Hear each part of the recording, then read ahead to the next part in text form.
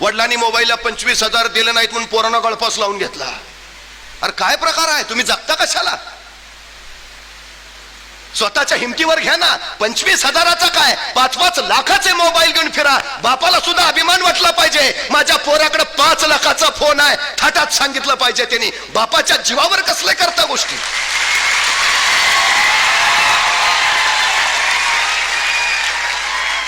ह्या सगळ्या गोष्टी करायला तुमच्याकडं आयुष्य पडलंय.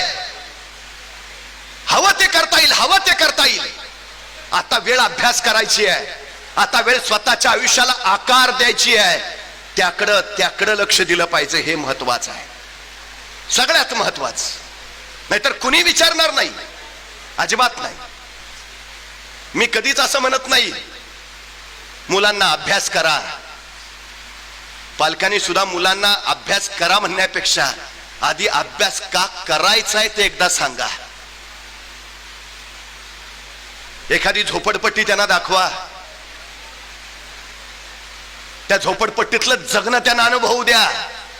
4 घरं मागून आणल्याशिवाय सायंकाळचं पोट भरता येत नाही अशी कैक माणसं जनावरांचं जीवन जगतायत हे आमच्या पोरांना एकदा दाखवा. आणि उंच उंच महाल सुद्धा त्यांना नेऊन दाखवा. त्यांना सांगा ह्या झोपडपट्टीत आहे उघडा नगडा अनवाणी भीक मागत जगतोय, कारण हा अडाणी आहे, शिकला नाही आणि हा महालात राहतोय.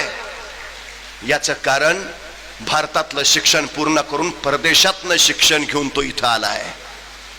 हा थाट, ही श्रीमंती, ही स्वतःच्या गुणवत्तेच्या बळावर मिळवता येते. हे सांगा तुला कुठलं जगणं स्वीकारायचं आहे, ते झोपडपट्टीतलं का महालातलं? मग ठरवेल तो त्याला काय करायचं आहे, काय म्हणून त्याला जगायचं आहे. हातपाय त्यालाही आहेत, अडचण काहीच नाही.